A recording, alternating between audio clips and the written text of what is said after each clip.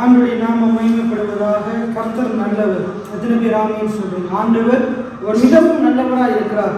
இன்றைய நாளுமா நாங்கள் ஒரு காரியத்தை நாங்கள் தியானிக்க போகிறோம். கர்த்தர் நம்முடைய சூழ்நிலைகளை மாற்றுகிறவராக இருக்கிறார். எத்தனை பேர் ஆமீன் சொல்றீங்க? நான் இந்த நிறைய தடவை நிறைய கோணத்தில் நாங்கள் இதை பற்றி நாங்கள் வார்த்தைகளை கேட்டிருக்கிறோம். நாங்கள் கடந்த வாரமும் நாங்கள் என்ன செய்தோம் பார்த்தோம். அந்த அலங்கார வாசனையில் இருந்த முடவனுடைய சூழ்நிலைகளை கர்த்தர் மாற்றினார். எத்தனை பேர் ஆமீன் சொல்றீங்க? சூழ்நிலைகள் அவனுக்கு எதிராக இருந்தாலும், அவனுக்கு தேவையானது அவனுக்கு என்னென்று அவனுக்கே தெரியாமல் இருந்தாலும், கர்த்தர் அவனுடைய தேவைகளை அறிந்து என்ன செய்தாரு? அந்த சூழ்நிலைகள் மாற்றி என்ன செய்தார்? அவருடைய வாழ்க்கையில் அவனுடைய தேவைகளை ஆண்டவர் சந்தித்தார். அவருடைய தேவைகளை கர்த்தர் அற்புத விதமா அதிசய விதமா சந்தித்தார். நாங்கள் கடந்த வாரத்தில் நாங்கள் பார்த்தோம். ஆண்டவர் என்ன செய்கிறார்? அற்புத விதமா அதிசய விதமா என்ன செய்கிறார்? நாங்கள் நினைக்கிறதை விட ஆண்டவர் மேலான காரியங்களை செய்கிறவராக இருக்கிறார். எத்தனை பேர் ஆமீன் சொல்றீங்க? இன்றைய நாளமா நாங்கள் பார்க்க போகிறோம். கர்த்தர் என்னுடைய சூழ்நிலைகளை, உங்களுடைய சூழ்நிலைகளை கர்த்தர் அறிந்திருக்கிறாரு. ஏன்னா கர்த்தர் நிச்சயமா மாற்றுவார். அது எப்படிப்பட்டதா இருந்தாலும் ஆண்டவர் மாற்றுவார். கர்த்தர் நம்முடைய வீட்டினுடைய நிலைகள் அறிந்திருக்கிறாரு. அதுல மாற்றம் தேவையா இருந்த கர்த்தர் மாற்றத்தை ஏற்படுத்துவார். கர்த்தர் நம்முடைய பொருளாதாரத்தை அறிந்திருக்கிறாரு. அதுல மாற்றம் தேவையா இருந்த கர்த்தர் அதுல ஒரு மாற்றத்தை கொண்டு வருவார். கர்த்தர் நம்முடைய குடும்ப வாழ்க்கை அறிந்திருக்கிறார். அதுல மாற்றம் தேவையா இருந்தா அதுல மாற்றத்தை ஏற்படுத்துவார். அப்ப நான் இன்னைக்கு நீங்க கற்றுக்கொள்ள வேண்டிய காரியம் என்னென்றா, இன்னைக்கு நாங்க கற்றுக்கொள்ள போகிற காரியம் என்னென்றா, நம்முடைய வாழ்க்கையில ஒவ்வொரு பகுதியிலையும் மாற்றம் தேவையா இருந்தா முதலாவது அந்த மாற்றத்தை கர்த்தர் நிச்சயமா தருவார் என்றதை விசுவாசிக்கும். எத்தனை பேர் ஆமீன் சொல்றீங்க? அது வாழ்க்கையில எந்த பகுதியா இருக்கலாம், எந்த பகுதியில நமக்கு மாற்றம் தேவையா இருக்கலாம். ஆனா ஆண்டவர் எந்த பகுதியிலையும் அவர் இறங்கி வேலை செய்ய அவர் போதுமானவரா இருக்கிறார். இஸ்ரவேல் ஜனங்களுடைய வாழ்க்கையில ஒரு மாற்றம் தேவை. கர்த்தர் என்ன செய்தாரு? அவர்கள் சூழ்நிலைகள் மத்தியிலையும் கர்த்தர் இறங்கி என்ன செய்தாரு? மாற்றங்களை கொண்டு வந்தார். இயேசு வாழ்ந்த நாட்கள்ல இயேசு கூட இருந்தும் சீஷர்களுடைய வாழ்க்கை மாறாம இருந்தது, சீஷர்களுடைய சூழ்நிலை மாறாம இருந்தது. ஆனா கர்த்தர் என்ன செய்தாரு? அந்த ஒவ்வொரு சீஷர்களுடைய தேவைகளை அறிந்து, சூழ்நிலைகளை அறிந்து, அவர்களுடைய சூழ்நிலைகளுக்குள்ள போய் கர்த்தர் மாற்றத்தை ஏற்படுத்தினார். இப்படியாக பேதுருவினுடைய மாமிக்கு கடும் ஜூரம், கடும் வியாதி ஏற்பட்டது. மரண படுக்கையில கிடக்கும் போது கர்த்தர் என்ன செய்தாரு? அந்த பேதுருவினுடைய அந்த சூழ்நிலைக்குள்ள போய், அவனுடைய வீட்டுக்குள்ள போய் என்ன செய்தாரு? அந்த கடும் ஜூரமா கிடந்த, கடும் வியாதியோட மரண அவஸ்தையோடு கிடந்த அந்த பேதுருவினுடைய மாமியை ஆண்டவர் என்ன செய்தாரு? குணப்படுத்தினார். எத்தனை பேர் ஆமீன் சொல்றீங்க? இன்னைக்கு நீங்க எப்படிப்பட்ட சூழ்நிலையில் இருக்கலாம். அது வியாதியோ, வேதனையோ, குறைவோ, இல்லாட்டி நீங்க ஒரு பாவத்துக்கு அடிமையா இருக்கலாம். இல்லாட்டி கூட உங்களால சில காரியத்தை விட முடியாம இருக்கலாம். ஆனா சில காரியங்களை விடணும்னு நினைக்கிறீங்க, மேற்கொள்ளணும்னு நினைக்கிறீங்க, மேற்கொள்ளாம இருக்கலாம். ஆனா கர்த்தர் அந்த சூழ்நிலையை மாற்றுவார். எத்தனை பேர் ஆமீன் சொல்றீங்க? இன்னைக்கு பிரதானமா நாங்க அதை பார்ப்போம். முன்னுக்கு நம்ம அதை பார்ப்போம். இன்னைக்கு நாங்க எல்லாருமே எதிர்பார்க்கிறோம் நிறைய காரியத்துல நான் மாறணும். எத்தனை பேர் நீங்க உண்மையாகவே நான் மாறணும்னு சொல்றீங்க? இன்னும் நான் மாற வேண்டியது எவ்வளவோ இருக்குது. இன்னைக்கு நான் ஊழியம் செய்தாலோ என்னுடைய காரியத்திலையும் மாற்றம், நிறைய மாற்றங்கள் தேவை. இன்னைக்கு மாற்றம் நம்ம கிறிஸ்தவர்கள், அநேக கிறிஸ்தவர்கள் நினைக்கிறாங்க மாற்றம் வெளியே இருந்து வரணும். நம்ம உள்ளோட போட்டாதான் மாற்றம் வரும். சில காரியங்கள் இந்த உலக பிரகாரமா நாங்க சில காரியங்களை செய்தாதான் என்ன செய்யும்? மாற்றம் வரும்னு நினைக்கிறாங்க. மாற்றம் வெளியில இருந்து வரப்போறது கிடையாது. மாற்றம் உள்ள இருந்து வரணும். மாற்றத்தை ஆண்டவர் ஆவியானவர் நமக்கு தர்றார். எத்தனை பேர் ஆமீன் சொல்றீங்க? உள்ள இருக்கிற ஆவியானவர் மாற்றங்களை கொண்டு வருவார். இன்னைக்கு நிறைய நேரத்தில் நம்ம வெளிப்பிரகாரமா சரீர ரீதியா இன்னைக்கு சில காரியத்தை நாங்க தவறா செய்யறோம், தவறா ஈடுபடுறோம். நம்ம அதுல நிறைய பேர் சொல்றாங்க, நானும் மாறுறதுக்கு தான் நினைக்கிறேன், சில காரியத்தை மாற்றுறதுக்கு தான் நினைக்கிறேன், என்னால மாற்ற முடியல. இன்னைக்கு என்னோட ஒரு ஆள் சொன்னாங்க, நான் இப்ப கொஞ்சம் 2 வாரமா என்னால காலம்புற எழுப்பி ஜெபிக்க இயலல. நான் காலம்புற எழுப்பி ஜெபிக்கணும், நீங்க எனக்காக ஜெபம் பண்ணுங்க. எப்படி? நான் காலம்புற எழுப்பி ஜெபிக்கணும், நீங்க எனக்காக ஜெபம் பண்ணுங்க. அது பாருங்க, உங்களுடைய ஜெப ரிக்வெஸ்ட் எப்படி இருக்குது. அப்ப இன்னைக்கு உங்களுடைய வாழ்க்கையிலையும் நீங்க இப்ப இப்படிப்பட்ட ஜெப ரிக்வெஸ்டோடு இருக்கிறீங்களா? பின்னகாசனுக்காக இதுக்காக ஜெபம் பண்ணுங்க. நானும் காலம்புற எழுப்பி ஜெபிக்கணும்னு நினைக்கிறேன், ஆனா ஜெபிக்க காலம்புற எழும்பவும் முடியல. நிறைய பேருக்கு காலம்புற எழும்பவும் முடியல, ஜெபிக்கவும் முடியல. ஆனால் வேதம் சொல்றது அதிகாலையில் என்னை தேடுகிறவன் என்னை கண்டடைவான் என்று ஆண்டுடைய வார்த்தை சொல்லுது. எனக்கு காலம்பரை எழும்பி ஜெபிக்கிறது, ஜெபிக்கிறது முக்கியம். இயேசுவே அதிகாலையில் எழும்பி ஜெபித்தாரு. எப்பப்பெல்லாம் என்னுடைய வாழ்க்கையில நான் காலம்பரையே எழும்பி ஜெபிக்க ஆரம்பித்தனும், என்னை வேதத்தை பார்க்க ஆரம்பித்தனும், அந்த நாள் முழுக்க உற்சாகமா இருக்கும், சந்தோஷமா இருக்கும். அந்த நாள்ல கர்த்தர் எல்லாவற்றையும் என்னுடைய வாழ்க்கையில நிறைவேற்றுவாரு. எத்தனை பேர் ஆமேன்னு சொல்லுங்க. இன்றைய காலம்பரை அப்படித்தான். இன்றைய காலம்பரை அதிகாலையில் எழும்பி என்ன செய்தேன், காலம்பரையே ஆண்டோட வேதத்தை வாசித்து ஜெபம் பண்ணி என்ன செய்தேன், காலம்பரை வழிகளெல்லாம் கூட்டிட்டு இன்றைய காலம்பரையே எல்லா காரியத்தையும் சுறுசுறுப்பா செய்ய இந்த நாள் முழுவதும் உற்சாகமா இருந்தது. இந்த நாள் முழுவதும் ஆண்டவர் அற்புத விதமா நடத்தினார். எத்தனை பேர் ஆமேன்னு சொல்லுங்க. உங்களுடைய வாழ்க்கையிலையும் எனக்கு அதிகாலையிலே எழும்பி நீங்க ஆண்டவரை தரிசித்துட்டு உடைய காரியத்தில் ஈடுபட்டு பாருங்க. அந்த நாள் முழுவதும் ஆண்டவர் நிம்மதியான ஒரு சந்தோஷமான ஒரு நிறைவான வாழ்க்கையை உடைய வாழ்க்கையில தருவார். இன்னைக்கு நிறைய நேரத்தில் நிறைய பேர் காலம்பரை எழும்புறாங்க, ஆனா ஜெபிக்கிறது கிடையாது, வேதத்தை வாசிக்கிறது கிடையாது. காலம்பரை எழும்பின உடனே கிச்சனுக்குள்ள போய் வெளியிடத்துக்கு போய் அவங்களோட மற்ற வேலையை பார்த்துட்டு என்ன செய்யறாங்க. அப்படி இல்லை. காலம்பரை எழும்பின உடனேயே நாங்க வேதத்தை எடுக்க ஆரம்பிக்கணும், புத்தகங்கள் எடுக்க ஆரம்பிக்கணும். அதே போல நாங்கள் சில புத்தகங்கள் தந்திருக்கிறேன், அதை படிக்க ஆரம்பிக்கணும். நீதிமொழிகளை படிக்கணும், மற்ற காரியங்களை படிக்கணும். ஒரு ஊழியக்காரர் சொல்றாரு, நீதிமொழியில 31 அதிகாரம் இருக்குது. அந்த ஊழியக்காரர் சொல்றாரு, ஒவ்வொரு நாளும் நீ அந்த நீதிமொழி எடுத்து அந்த நாளுக்குரிய வார்த்தையை நீ படிக்கும் போது அந்த நாளுக்கு தேவையான ஆகாரம் என ஒரு பலமான ஆவிக்குரிய ஆகாரம் உனக்கு கிடைக்கும். எத்தனை பேர் ஆமேன்னு சொல்றீங்க. இன்றைக்கு தேவையான ஆகாரத்தை ஆண்டவர் அந்த வார்த்தையின் மூலமா உனக்கு பேசுவார். அன்றைக்கு அந்த நாள் முழுவதும் அந்த வார்த்தை உன்னை குலைக்க பண்ணும். உன்னுடைய சூழ்நிலைகள்ல மத்தியில உனக்கு ஒரு தைரியத்தை, ஒரு விசுவாசத்தை, ஒரு நம்பிக்கையை தரும். எத்தனை பேர் ஆமேன்னு சொல்றீங்க. அப்ப மாற்றம் எங்கிருந்து வரணும்னா உள்ள இருந்து தான் வரணும். உள்ள இருக்கிற ஆவியானவர் முதலாவது நம்முடைய இருதயத்தை மாற்றுறார். இருதயம் மாற்றப்படலாட்டி சூழ்நிலை மாறாது. அடிக்கடி நம்ம பார்த்துருக்கிறோம், இருதயத்தை நிறைவினால் வாய் பேசும். அப்ப இருதயம் மாறினாதான் வாய் மாறும், இருதயம் வாய் மாறினாதான் சூழ்நிலை மாறும். இதை நாங்க நிறைய பார்த்துருக்கிறோம். ஒரு மழை போன்ற பிரச்சனை நமக்கு முன்னுக்கு இருக்குதுன்றா அந்த மழை போன்ற பிரச்சனை இல்லாம போகணுமா இருந்தா முதலாவது இருதயத்துல விசுவாசம் தேவை. இருதயத்துல விசுவாசம் இல்லாம வாயில மழை பேருந்து போகுண்டு சொன்னா நடக்காது. இருதயத்துல விசுவாசத்தோடு வாயத்திலிருந்து சொன்னா மழை பேருந்து போகும். எத்தனை பேர் ஆமேன்னு சொல்றீங்க. இன்னைக்கு உங்களுடைய தேவை அப்படித்தான். தேவை பேர்ந்து போகணுமா, உங்களுடைய தேவைகள் சந்திக்கப்படணுமா, முதலாவது இருதயத்துல விசுவாசிங்க. கர்த்தர் என்னுடைய தேவைகளை சந்திப்பார், கர்த்தரின் சூழ்நிலையை மாற்றுவார், கர்த்தரின் வியாதியை சுஸ்தப்படுத்துவார், கர்த்தரின் கடன்களை எல்லாம் அடைக்க செய்வார், கடன் கொடுக்கிறவனா மாற்றுவார். எத்தனை பேர் ஆமேன்னு சொல்றீங்க. கர்த்தர் எனக்கு தரமான பொருட்களை தருவார். விசுவாசிங்க, அதே பேசுங்க. அதை பத்தி யோசிச்சு கொண்டிருங்க, தேடி கொண்டிருங்க, சிந்தித்து கொண்டிருங்க. கர்த்தர் சிறந்தவைகளை உங்களுக்கு தருவார். உதாரணத்துக்கு சொல்றேன், உங்களுடைய வாழ்க்கையில இன்னைக்கு ஒரு போன் ஒன்று இல்லாம போயிட்டு உடைஞ்சிட்டு, இப்ப நீங்க வச்சிருக்கிற போன் உடைஞ்சிட்டு நம்ம என்ன செய்வோம், ஒரு போன் வாங்குறதுக்கு ஆயத்தமாகிறோம். ஆயத்தமானோன்னு என்ன செய்வோம், போனை போயிட்டு தேடுவோம். அங்க யூடியூப்ல அடிச்சு தேடுவோம், குரோம்ல அடிச்சு தேடுவோம், கூகுள்ல அடிச்சு தேடுவோம், ChatGPTல அடிச்சு தேடுவோம், என்ன போன் வாங்கலாம், இந்த விலைக்கு என்ன போன் வாங்கலாம்னு தேடி என்ன செய்வோம், சிறந்ததை கண்டுபிடிப்போம், நமக்கு தேவையானதை கண்டுபிடிப்போம், நமக்கு விருப்பமானதை தேடி கண்டுபிடிப்போம். அதே போல நம்முடைய சூழ்நிலைகள்ல ஒரு மாற்றம் தேவையா இருந்தா நாங்க என்ன செய்யணும், அந்த காரியங்களை தேடுறது போல கடவுளுடைய வார்த்தையை தேடணும். கடவுளுடைய வார்த்தையில எந்த சூழ்நிலைக்கு எந்த வார்த்தையை வாக்குத்தத்தத்தை ஆண்டவர் வைத்திருக்கிறார்.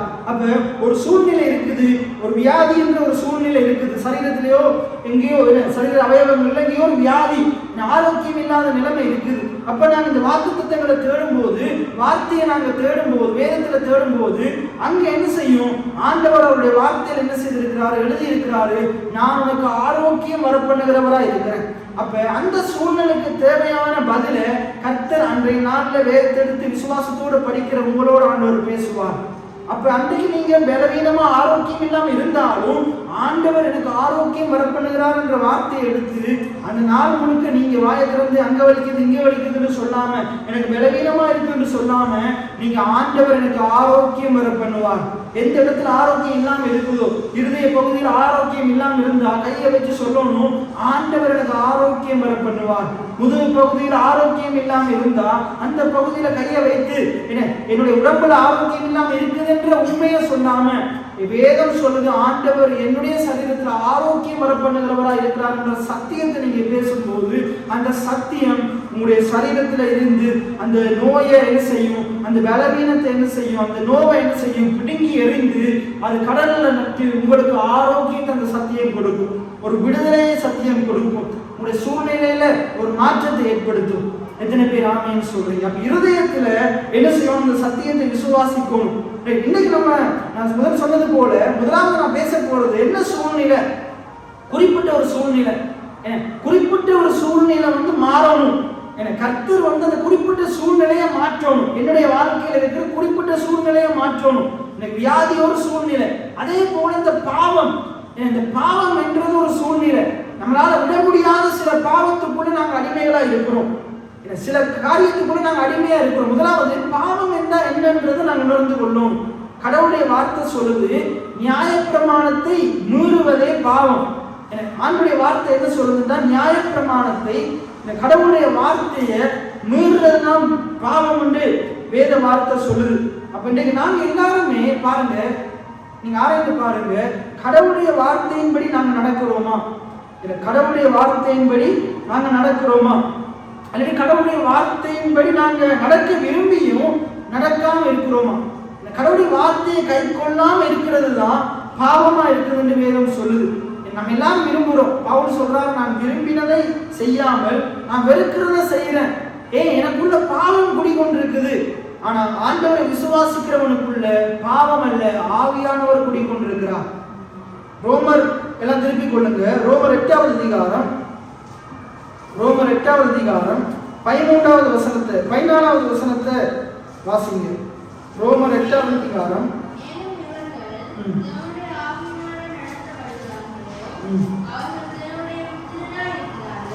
பாருங்க, எவர்கள் தேவனுடைய ஆவியினால் நடத்தப்படுகிறார்களோ அவர்கள் தேவனுடைய புத்திரனாய் இருக்கிறார்கள்.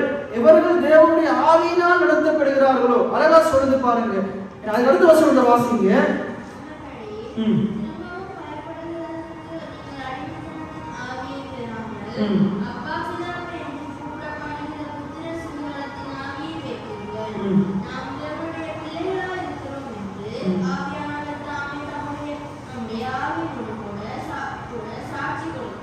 முதலாவது வசனத்திலிருந்து நாங்க பார்ப்போம். ரோமர் 8வது அதிகாரம் 1வது வசனம். இன்னைக்கு நாங்க பார்க்கிறது, கர்த்தர் நம்முடைய சூழ்நிலைகளை மாற்றுவார். இன்னைக்கு நாங்க ஏதோ ஒரு பாவத்துல அடிமையா இருந்தா ஆண்டவர் நமக்காக இந்த உலகத்துக்கு வந்து என்ன செய்துட்டாரு? ஆண்டவர் கல்வாரி சிலுவையில அந்த பாவத்தை சுமந்து தீர்த்துட்டாரு. இன்னைக்கு பாவம் நம்மளை ஆட்கொள்ள முடியாது. எல்லாம் சொல்லுங்க, என்னை பாவம் ஆட்கொள்ள முடியாது, என்னை மரணம் ஆட்கொள்ள முடியாது. எத்தனை பேர் ஆமீன் சொல்றீங்க? கிறிஸ்துனுடைய ஆவியின் ஜீவனுடைய 2ஆம் வசனம் சொல்லுது பாருங்க, கிறிஸ்து இயேசுவினாலே ஜீவனுடைய ஆவியின் பிரமாணம் என்னை பாவம் மரணம் என்னும் பிரமாணத்தில் இருந்து விடுதலையாக்கிட்டு. எல்லாம் சொல்லுங்க, கிறிஸ்து இயேசுவினாலே ஜீவனுடைய ஆவியின் பிரமாணம் என்னை பாவம் மரணம் என்னும் பிரமாணத்தில் இருந்து விடுதலையாக்கிட்டே. அப்ப பாவத்திலிருந்தும் மரணத்திலிருந்தும் நான் விடுதலையாக்கப்பட்டவனா இருக்கிறேன்.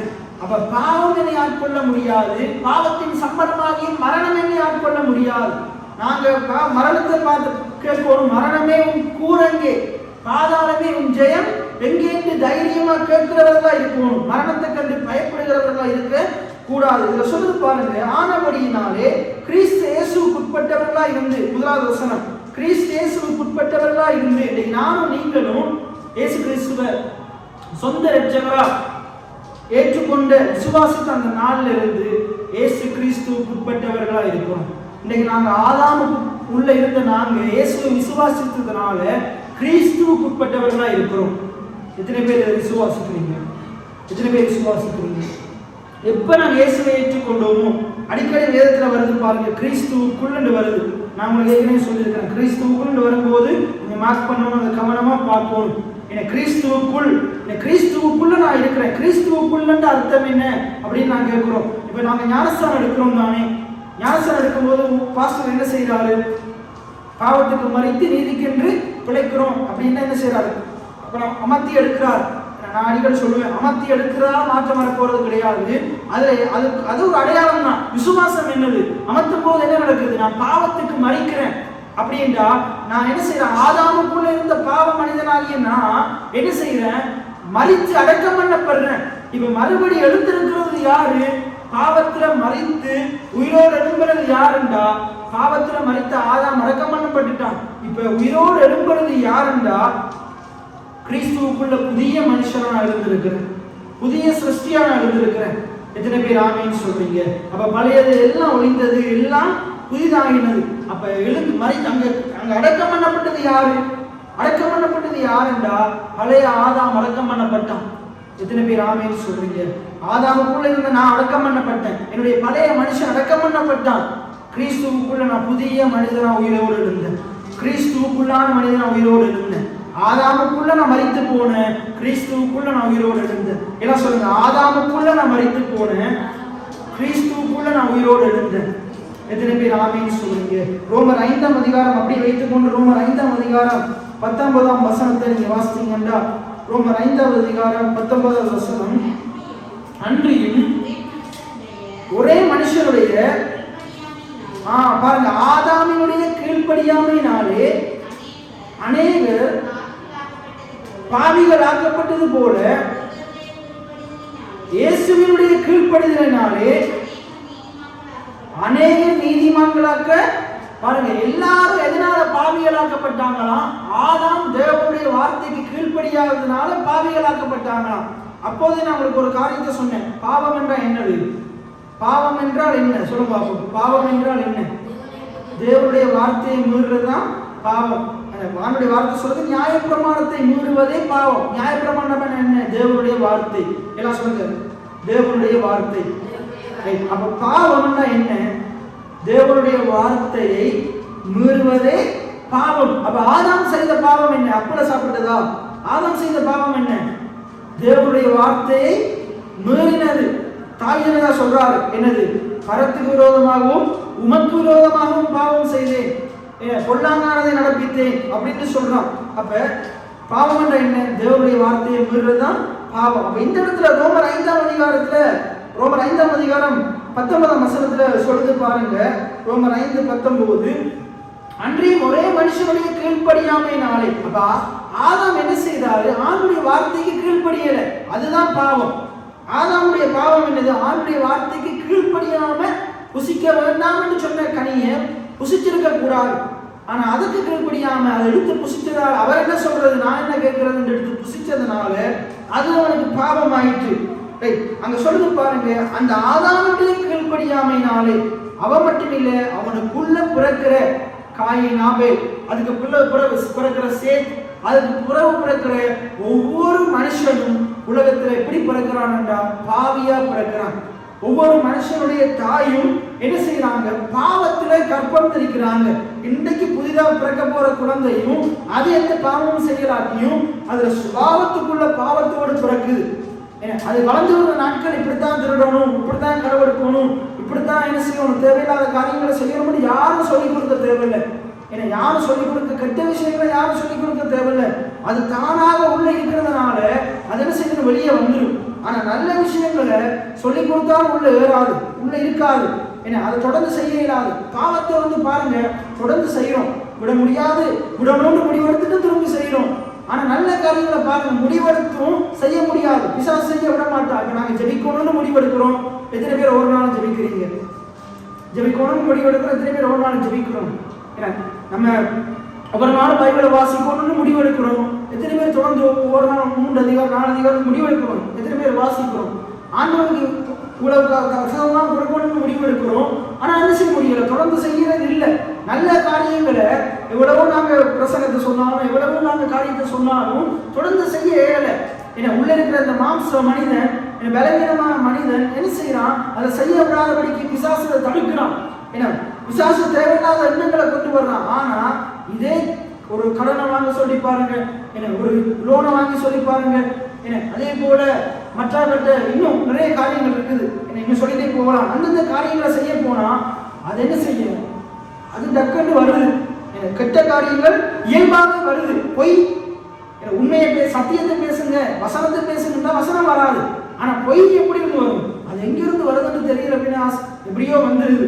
எதிர்மறையா பேசுறது, இது விளங்காது, இது நடக்காது, இது நாசமா போகும். அது எங்கிருந்து வருது? எங்கிருந்தோ வந்துடுது. பொறுமையா இருக்குன்னு அது வராது. கோபம்ன்றா டக்குன்னு வந்துடுது.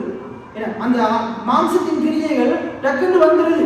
ஆவியின் கனி வருதே இல்லை, அன்பு இல்லவே இல்லை, சந்தோஷம் இல்லை, நெடிய பொறுமை இல்லை, சாந்தம் இச்சையடக்கம் இல்லை. அது டக்குன்னு வருது இல்லை. ஆனா மாம்சத்தின் கிரியைகள் பொத்து பொத்துண்டு என்ன செஞ்சிருது? வந்துடுது. அப்ப இங்க சொல்லுது பாருங்க, எதனாலண்டா ஒவ்வொரு மனுஷனுக்குள்ளும், ஆதாமுக்குள்ள பிறக்கிற ஒவ்வொரு மனுஷனுக்குள்ளேயும் பாவம் குடிகொண்டு இருக்குது. பாவம் குடிகொண்டு இருக்குது. அதனாலதான் சூழ்நிலைகள்ல மாற்றம் இல்லை. அவனுடைய வாழ்க்கையில பாவ சுபாவத்தோடு இயங்கி கொண்டிருக்கிறான். ஆனா கர்த்தர் நம்ம அதிலிருந்து, அவரை விசுவாசிக்கிற பிள்ளைகளை அதிலிருந்து ரட்சித்திருக்கிறான். எத்தனை பேர் ஆமென் சொல்றீங்க? ஆக சொல்லிட்டு பாருங்க, கீழ்ப்படியாமையினாலே அநேகர் பாவிகளாக்கப்பட்டது போல இப்ப இயேசு கிறிஸ்துவுடைய கீழ்ப்படிதலினாலே அநேகர் நீதிமான்களாக்கப்படுவார்கள். அப்ப ஆதாம் கடவுளுடைய வார்த்தைக்கு கீழ்ப்படியல. இயேசு இந்த உலகத்துல வாழ்ந்த நாட்கள்ல தேவனுடைய சத்தத்துக்கு செவி கொடுத்து அந்த சத்தத்தின்படி நடக்கிறவராய் இருந்தார். எத்தனை பேர் ஆமென் சொல்றீங்க? அப்ப அவர் முற்றும் முழுவதுமாக கீழ்ப்படிந்தார்.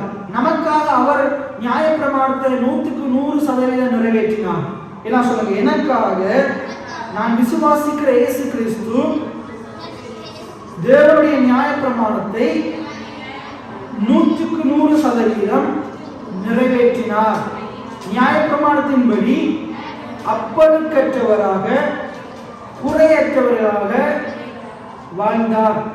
எத்தனை பேர் ஆமென் சொல்றீங்க? இப்ப அந்த ஆண்டவரை விசுவாசிக்கிறதுனால அவருடைய நீதி எங்களுடைய நீதியாக இருக்கிறது. எத்தனை பேர் ஆமென் சொல்றீங்க? நாங்க எங்களுடைய நீதியினால நாங்க நீதிமானாக்கப்படல, நாங்க அவருடைய நீதியினால நீதிமானாக்கப்பட்டிருக்கிறோம். நாங்க தேவனுக்கு முன்னுக்கு சரியா நடந்ததுனால நாங்க நீதிமான் அல்ல. இயேசு நமக்காக இயேசு சரியா நடந்ததை நாங்க விசுவாசிக்கிறதுனால நீதிமான்களா இருக்கிறோம். எத்தனை பேர் ஆமென் சொல்றீங்க?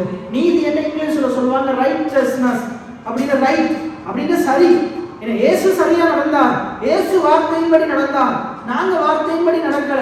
வார்த்தையின்படி நடந்த இயேசுவை விசுவாசித்ததுனால நாங்க நீதிமான்கள் ஆக்கப்பட்டிருக்கிறோம். இப்ப வார்த்தையின்படி நடந்த இயேசுவை விசுவாசிக்கிற நாங்களும் தேவனால நீதிமானாக்கப்பட்டதுனால இனி நம்முடைய வாழ்க்கை எப்படிப்பட்டதா இருக்கணும்னா வார்த்தையின்படி நடக்கிறதா இருக்கும்.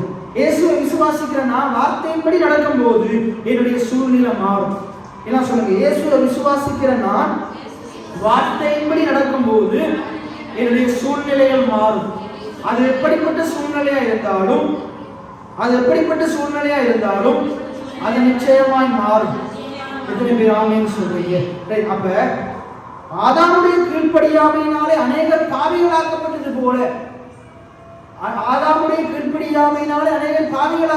போல, இயேசுவின் கீழ்ப்படிதலினாலே அநேகர் நீதிமான்களாக்கப்படுவார்கள். அப்ப இயேசு கீழ்ப்படிந்ததுனால இன்னைக்கு நானும் நீங்களும் எப்படி ஆக்கப்பட்டிருக்கிறோம்? நீதிமான்கள் ஆக்கப்பட்டிருக்கிறோம். நாங்களா நீதிமான் ஆகல, தேவன் நம்மளை நீதிமான் ஆக்கி இருக்கிறார். இயேசுடைய நீதியின் மூலமா தேவன் நம்மளை நீதிமான் ஆக்கி இருக்கிறார். இயேசு ரத்தம் சிந்துவதன் மூலமா தேவன் நம்மளை நீதிமானா மாற்றி இருக்கிறார். இயேசு அடக்கம் பண்ணப்பட்டதன் மூலமா தேவன் நம்மளை நீதிமான் ஆக்கி இருக்கிறார். எத்தனை பேர் ஆமென் சொல்றீங்க? ஆகையினால இங்க கீழே சொல்றது பாருங்க, மேலும் மீறுதல் பெருகும்படிக்கு நியாயப்பிரமாணம் வந்தது. அப்படி இருந்தும் பாவம் பெருகின இடத்தில் கிருபை அதிகமாய் பெருகிற்று. அப்ப இன்னைக்கு பாவம் பெருகி கொண்டிருக்குது. இன்னைக்கு என்னுடைய வாழ்க்கையில, உங்களுடைய வாழ்க்கையில, நம்முடைய சமுதாயத்துல பாவம் பெருகி கொண்டிருக்குது. இன்னைக்கு உங்களுக்குள்ள கெட்ட எண்ணங்கள், கெட்ட சுபாவங்கள், தேவையில்லாத காரியங்கள், ஆண்டவருடைய வார்த்தைக்கு விரோதமான காரியங்கள் உங்களுக்குள்ள பெருகி கொண்டிருக்குமா இருந்தா, கலாத்தியர் 5ஆம் அதிகாரத்துல சொல்லப்பட்டதன்படி அந்த மாம்சத்தின் கிரியைகள் உங்களுக்குள்ள பெருகி கொண்டிருக்குமா இருந்தா, அப்ப நீங்க சோர்ந்து போவாதீங்க. நீங்க சொல்லுங்க, எனக்கு பாவம் பெருகின இடத்துலதான் தேவனுடைய கிருபை அதிகமா பெருகுது. எத்தனை பேர் ஆமென் சொல்றீங்க? அப்ப நீங்க நினைக்காதீங்க இதை விட முடியாது. அப்ப ஒவ்வொரு நாளும் உடைய ஜெபம் என்னவா இருக்கணும்? ஆண்டவரே உடைய கிருபையை தாங்க, இன்னும் அதிகமா உடைய கிருபையை தாங்க. என்னுடைய இந்த பாவ எண்ணங்களை மேற்கொள்றதுக்கு கிருபையை தாங்க.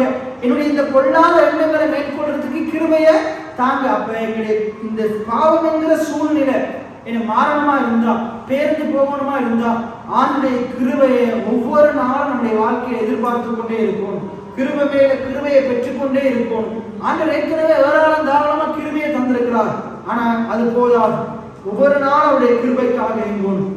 எத்தனை பேர் ஆமேன்னு சொல்றீங்க? அவருடைய கிருபை நமக்கு தேவையா இருக்குது. அதிகமா அவருடைய கிருபை நமக்கு தேவையா இருக்குது. அதனால நாங்க படிக்கிறோம், உடைய கிருபை வேண்டுமே, உடைய கிருபை போதுமே, உடைய கிருபை இல்லாம நான் ஒன்றுமே இல்லை. ஒவ்வொரு நாளும் அவருடைய பாவத்தை ஜெயித்து வாழணும். நம்முடைய வாழ்க்கையில ஒவ்வொரு நாளும் பாவத்துக்கு நோ சொல்லணும்.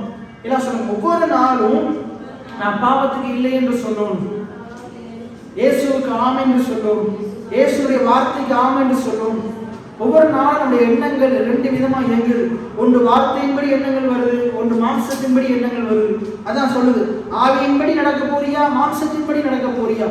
ஒவ்வொரு நாளும் நாங்கள் மாம்சத்தின்படி தான் நடக்க பார்க்கிறோம். ஆனா பைபிள் சொல்லுது, ஆவியின்படி நடக்கிறவனுக்கு ஆக்கினை தீர்ப்பு இல்லை. ஆவியின்படி நடக்கிறவன் நரகத்துக்கு போக மாட்டான், தண்டிக்கப்பட மாட்டான். ஆவியின்படி நடக்கிறவனுக்கு குறை இருக்காது. ஆவியின்படி நடக்கிற நமக்கு சூழ்நிலைகள் மாறும். எத்தனை பேர் ஆவின்னு சொல்றீங்க? ஆவியானவரின்படி, ஆவியின்படி ஆவியானவர் நடத்துகிறபடி, வசனம் சொல்லுகிறபடி, வசனம் சொல்லுகிறபடி எல்லாம் சொல்லுங்க. ஆவியின்படி நடக்கிறோம்னா என்ன? ஆவியானவர் நடத்துகிறபடி எல்லாம் சொல்லுங்க. ஆவியானவர் நடத்துகிறபடி. ஆவியின்படி நடக்கிறோம்னா என்ன? வசனம் சொல்லுகிறபடி எல்லாம் சொல்லுங்க. வசனம் சொல்லுகிறபடி. அப்ப ஒவ்வொரு நாளும் நாங்க நீங்க ஆராய்ந்து பாருங்க, உள்ளே இருக்கிற ஆவியானவர் சொல்லுகிறபடி நடக்கிறோமா, என்னுடைய சரீரம் சொல்லுகிறபடி நடக்கிறோமா? சரீரம் என்ன சொல்லுகிறது அதன்படி நடக்கிறோமா? ஆவியானவர் சொல்லுகிறபடி, வசனம் சொல்லுகிறபடி நாம் நடக்கும்போது நம்முடைய சூழ்நிலைகள் நிச்சயமா மாறும். ஆண்டவர் அதிகமா கிருபையை தருவார். ஆண்டவர் அதிகமா கிருபையை தருவார். அடிக்கடி நம்ம பார்க்குற ஒரு வார்த்தை இருக்குது. லூக்கா 1ஆம் அதிகாரத்துல ஒரு தேவதூதன் வந்து என்ன செய்யறாரு? மரியாளுக்கு ஒரு வாக்குத்தத்தத்தை சொல்றாரு. லூக்கா 1ஆம் அதிகாரத்துல திருப்பினீங்கன்னா அது நடக்க முடியாத காரியத்தை என்ன செய்யறாரு? ஒரு சூழ்நிலைய, இந்த சூழ்நிலை நடக்கவே நடக்காது என்ற காரியத்தை வந்து வாக்குத்தத்தமா வார்த்தையா என்ன செய்யறாரு? அந்த அவர் சொல்றாரு. சொல்லும் போது அந்த வார்த்தையை வாசிங்க. 30ஆம் வசனம்.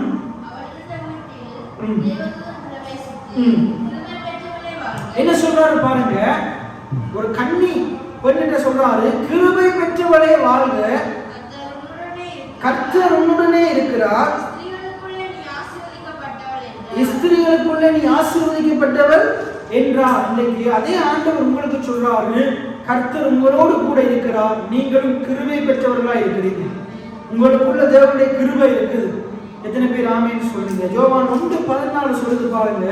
யோவான் 1ஆம் அதிகாரம் 14வது வசனம். யோவான் 1ஆம் அதிகாரம் 14வது வசனம் பாருங்க. அந்த வார்த்தை மாம்சமாகி கிருபையினாலும் சத்தியத்தினாலும் நிறைந்தவராய் நமக்குள்ளே எந்த வார்த்தை, ஆதியில் இருந்த வார்த்தை அந்த தேவதூதன் வாயின் மூலமாக என்ன செய்யப்பட்டது? மரியாளுடைய வயிற்றுக்குள்ள போனது. அந்த கிருபை வயிற்றுக்குள்ள போனது. இயேசுதான் கிருபை. பாருங்க, மரியாதை பார்த்து தேவதூதன் என்ன சொல்றாரு? மரியாதை பார்த்து தேவதூதன் என்ன சொல்றாரு? கிருபை பெற்றவளே, அதாவது என்னது? இயேசுவை உன்னுடைய கற்பப்பைக்குள்ள பெற்றுக்கொண்டவளே. அப்ப அவள் மரியாதை என்ன செய்தாள்? தன்னுடைய கற்பப்பைக்குள்ள இயேசுவை உள்வாங்கினாள், பெற்றுக்கொண்டாள். அவள் கிருபையை பெற்றவள் என்று ஒருத்தர் இருப்பாரா இருந்தா, ஒருத்தர் இருப்பாரா இருந்தா, கிருபையை கொடுத்தவர் ஒருவர் இருக்கிறார். அப்ப அந்த கிருபையை கொடுத்தவர் யாரு? பிதாவாகிய தேவன். பிதாவாகிய தேவன் கிருபையுள்ளவராய் இருக்கிறார். தேவன் கிருபையுள்ளவராய் இருக்கிறார். என்ன சொல்லுங்க? நான் ஆராதிக்கிற ஆண்டவர், நான் விசுவாசிக்கிற ஆண்டவர் கிருபையுள்ளவராய் இருக்கிறார். அவர் எனக்கு ஏராளமான கிருபைகளை தந்திருக்கிறார். நான் கிருபை பெற்றவனாய் இருக்கிறேன். எத்தனை பேர் ஆமீன்னு சொல்றீங்க? அப்ப மரியாளுக்கு அந்த தேவதூதன் சொல்றாரு பாருங்க, தேவனால கிருபையை பெற்றுக்கொண்டவளே, நீ எப்பயும் இந்த உலகத்துல வாழ்ந்திருக்கும், பெரிய செத்து போக கூடாது, என்ன நல்ல வாழ்ந்திருக்கணும், நல்லா இருக்கணும், என்ன செம்மையா இருக்கணும், உனக்கு ஒரு குறையும் இருக்க கூடாது, உனக்கு எல்லாமே வாய்க்கணும். எத்தனை பேர் ஆமீன்னு சொல்றீங்க? என்ன அந்த பாருங்க, கிருபை பெற்றவளே வாழ்க. நீ கர்த்தரை நம்புகிறவன், கர்த்தரை நம்புகிறவனோ செழிப்பான், பிழைப்பான். நீதிமான் பிழைப்பான், விசுவாசத்தினாலே நீதிமான் பிழைப்பான், செழிப்பான், வாழ்வான். இதெல்லாம் ஒரே வார்த்தை தான். நல்லா இருப்பான், நல்லா இருப்பான். எல்லா வாழ்க்கையில ஒவ்வொரு பகுதியிலையும் நல்லா இருப்பான். நம்முடைய வாழ்க்கையில ஒவ்வொரு சூழ்நிலையிலையும் நாங்க நல்லா இருப்போம். கர்த்தருடைய கிருபையை பெற்ற நாங்க நம்முடைய வாழ்க்கையில ஒவ்வொரு சூழ்நிலைகளிலையும் நாங்க நல்லா இருப்போம். எத்தனை பேர் இப்படி விசுவாசிக்கிறீங்க? கர்த்தரை விசுவாசிக்கிற, கர்த்தரை தெய்வமா கொண்டிருக்கிறேன்னா என்னுடைய வாழ்க்கையில ஒவ்வொரு பகுதியிலையும் நல்லா இருப்பேன். இன்றைக்கு நல்லா இல்லாம இருக்கலாம், இன்றைக்கு ஏதோ ஒரு பகுதியில குறைவு இருக்கலாம், ஆனா நான் இப்படி இருக்க போறது கிடையாது. கர்த்தர் என்னை நல்லா ஆக்குவார். எத்தனை பேர் ஆமென் சொல்றீங்க? இப்ப பாருங்க, நான் முன்பு சொன்னதானே, வளர்ச்சி மாற்றம் வெளியே இருந்து வரக்கூடாது, எங்க இருந்து வரணும்? உள்ளே இருந்து வரணும். உதாரணத்துக்கு உலகம் சொல்லுது வெளியில இருந்து தான் மாற்றம் வரணும். முதலாவது ஜெப வாழ்க்கை மாறணும், அடுத்த உடுப்பு மாறணும், என்ன அடுத்த நீ சில காரியத்தை போட்டு கலட்டணும், இதை கலட்டணும், அதை கட்டி கலட்டணும், அதை கலட்டணும். அப்ப இது சொல்லுது என்ன, வெளியில இருந்து மாற்றம் வரணும்னு சொல்லுது. வெளியிலிருந்து மாற்றம் வருமா இருந்தா நீங்க ஆராய்ந்து பாருங்க, அது நம்முடைய முயற்சியினால வருகிற மாற்றமா இருக்கும். அதுல மகிமை தேவனுக்கு இல்லை, நம்முடைய முயற்சி, நாங்க தான் முயற்சி செய்ததால் மகிமை யாருக்கு போயிடும்? மகிமை நமக்கு தான் வரும். நான் தான் கஷ்டப்பட்டு இதை மாத்தினேன், நான் தான் கஷ்டப்பட்டு விட்டேன்னு சொல்லி நம்மளை நாங்க பெருமை பாராட்டுவோம், மேன்மை பாராட்டுவோம். மாற்றம் உள்ளிருந்து வருமா இருந்தா அது எல்லா பகுதியிலையும் பரிபூர்ணமான மாற்றமா இருக்கும். இப்போ உதாரணத்துக்கு ஒரு பிள்ளை வளருது, ஒரு குழந்தை என்ன செய்யுது, ஒரு தாயினுடைய கர்ப்பப்பைக்குள்ள போயிட்டு வளருது. இப்ப அந்த பிள்ளையுடைய வளர்ச்சி எங்கிருந்து வருது? அந்த பிள்ளையுடைய வளர்ச்சி எப்படி வளருதுன்னே தெரியல. இப்ப நான் சிறிய பையனா இருக்கிறேன் பாருங்க. ஒரு வயசுல இருக்கும்போது நான் எப்படி இருந்தேன், நான் சின்னவனா இருக்கும்போது எப்படி இருந்தேன்னு உங்களுக்கு தெரியும். ஆனா நான் இப்ப எப்படி வளர்ந்தேன், என்னுடைய வளர்ச்சியை நீங்க ஒவ்வொரு நாளும் இத்தனை சென்டிமீட்டர் வளர்ந்தேன்னு பாத்தீங்களா? பார்க்கல. ஆனா ஒரு குறிப்பிட்ட வயசுல நான் என்ன செய்யறேன், எப்படி வளர்ந்தே தெரியாம வளர்ந்து நிக்கிறேன். அதே போலதான் நமக்குள்ள மாற்றம் வரும். நாங்க வார்த்தையை தொடர்ந்து கேட்டுக்கொண்டே இருக்கும்போது நாங்க எப்படிப்பட்ட குப்பையில கிடந்தாலும் நம்முடைய வாழ்க்கையை ஆண்டவர் அலங்காரமான வாழ்க்கையை மாற்றுவார். அந்த மாற்றம் நம்முடைய கண்களுக்கு, நம்முடைய நம்பிக்கைக்கு அப்பாற்பட்டுதான் இருக்கும். அது வித்தியாசமா இருக்கும், அது மர்மமா இருக்கும். இன்னைக்கு ஆண்டவர் நமக்குள்ள அப்படித்தான் மாற்றத்தை கொண்டு வருவார். எத்தனை பேர் ஆமென் சொல்லுங்க? மாற்றம் உடனே நடக்கிறது இல்லை. இந்த சட்டையை கழட்டிட்டு அந்த சட்டையை போடுறதால மாற்றம் வரப்போறது இல்லை. மாற்றம் ஒரு படிமுறை. நாங்க தொடர்ந்து ஆண்டுடைய வார்த்தைக்குள்ள இருக்கும்போது மாற முடியாத மனிதனும் மாறுவான். என்னுடைய வாழ்க்கையில மாற்றம் அப்படித்தான் வந்தது. எப்படி மாற்றம் வந்ததுன்னா, உடனே ஒரு நாள்லயே வரல. இந்த வார்த்தை, இந்த வேதத்தோட நேரத்தை செலவழிக்கும் போது, தேவனோட நேரத்தை செலவழிக்கும் போது, தேவனுடைய செய்திகளை கேட்டுக்கொண்டே இருக்கும் போது, தொடர்ந்து கேட்கும் போது, ஒரு கையில் தொடர்ந்து திருப்பி கேட்கும் போது, இன்றைக்கும் நான் மாறிக்கொண்டுதான் இருக்கிறேன். நான் இன்னும் இப்ப 2020 நான் வார்த்தைகளை கேட்க ஆரம்பித்ததுல இருந்து, வேதத்தை படிக்க ஆரம்பித்ததுல இருந்து, சில புத்தகங்களை படிக்க ஆரம்பித்ததுல இருந்து, இன்றைக்கும் நான் ஒவ்வொரு நாளும் மாறிக்கொண்டே தான் இருக்கிறேன். அதனாலதான் நான் உங்களுக்கு சொல்றது, ஒவ்வொரு நாளும் வேதத்தை படிங்க, ஒவ்வொரு நாளும் ஜெபம் பண்ணுங்க, ஒவ்வொரு நாளும் பிரசங்கங்களை கேளுங்க. ஒவ்வொரு நாளும் நாங்க மாற வேண்டியது அவசியமா இருக்குது. நாங்க ஒவ்வொரு நாளும் மாறணும், நான் மாறணும். எத்தனை பேர் ஆமென் சொல்றீங்க? என்னுடைய சூழ்நிலை மாறணும்னா நான் மாறணும்.